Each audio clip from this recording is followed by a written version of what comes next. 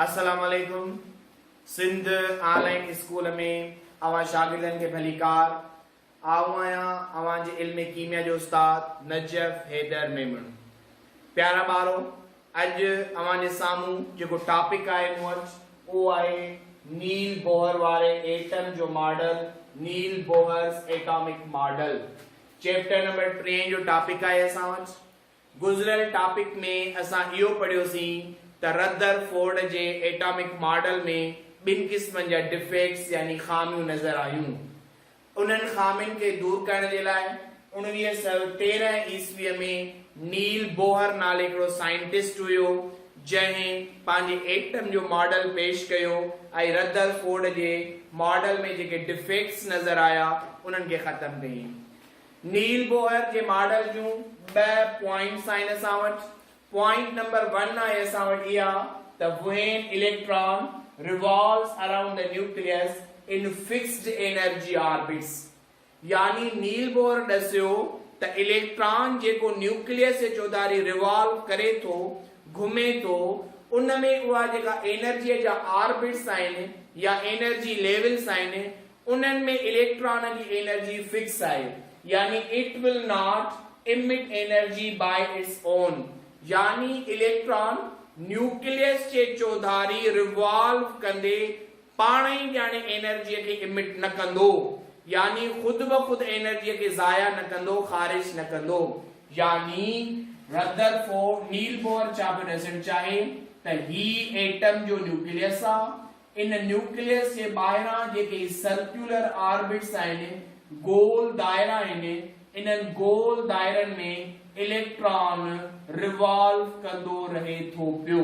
हाणे नील बोहर चयो त ही जेके ऑर्बिट्स आहिनि, ही जेके लेवल्स आहिनि जिन में इलेक्ट्रॉन घुमी रहियो आहे, इन्हनि लेवल्स जी एनर्जी फिक्स आहे, यानी इन लेवल में रिवॉल्व कंदे electron neither absorb energy nor radiates energy, यानी न तवानाई खे ख़ारिज करे सघे थो नई तवानाई के जज़ब करे सके तो in its fix energy orbit. यानी रदरफोर्ड इहो पे दसियो त इलेक्ट्रॉन जॾहिं न्यूक्लियस में घुमंदो, न्यूक्लियस चौधारी, त एनर्जी के ज़ाया करे न्यूक्लियस में किरी पवंदो। नील बोहर चयो त न, ईअं नाहे। जॾहिं इलेक्ट्रॉन न्यूक्लियस जे चौधारी घुमे थो पियो त उन्हनि ऑर्बिट्स मंझि, उन्हनि एनर्जी लेवल्स मंझि इलेक्ट्रॉन जी जेका एनर्जी आहे उहा एनर्जी उन्हनि जी फिक्स्ड आहे, यानी इन्हनि ऑर्बिट्स में रिवॉल्व कंदे एटम जे अंदर जेके इलेक्ट्रॉन्स आहिनि इन्हनि जी एनर्जी फिक्स्ड आहे, न जज़ब कंदा न ई ख़ारिज कंदा।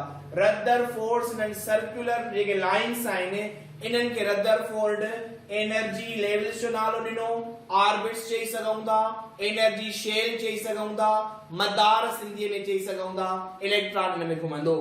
ॿी पॉइंट जेका हुई रदरफोर्ड जे मॉडल में नुक्स जे हवाले सां, उनखे नील बोहर छा चयो त electron will emit energy when it will jump from higher energy level to lower energy level।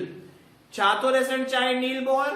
चए पियो त इलेक्ट्रॉन उन कंडीशन में एनर्जी खे इमिट कंदो, ख़ारिज कंदो, जॾहिं इलेक्ट्रॉन मथी एनर्जी लेवल खां जंप करे हेठी एनर्जी लेवल ते पहुचंदो। जॾहिं हेठी एनर्जी लेवल ते पहुचंदो त हाणे उनखे एनर्जी इमिट करणी पवंदी, यानी ख़ारिज करणी पवंदी।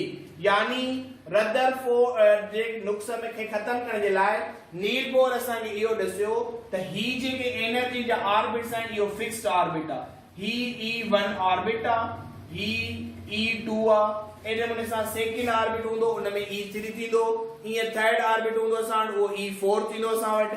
हाणे नील बोहर छा थो ॾसे त इलेक्ट्रॉन जॾहिं हायर एनर्जीअ मां जंप करे लोअर एनर्जीअ में अची करे पहुचंदो, त जॾहिं इहो लोअर एनर्जी वारे ऑर्बिट में पहुचंदो त उनखे उते एनर्जीअ खे इमिट करणो पवंदो, एनर्जीअ खे ख़ारिज करणो पवंदो।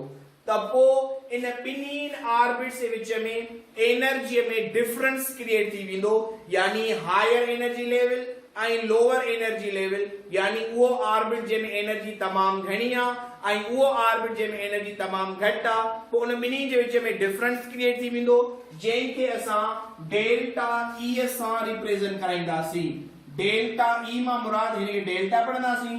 डेल्टा ई मां मुराद आहे चेंज इन एनर्जी, तवानाई में तब्दीली।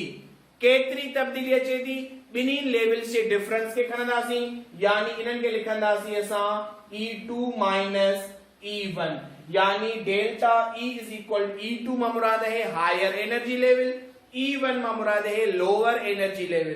तो यानी electron will emit energy in that condition when it will jump from higher energy level to lower energy level।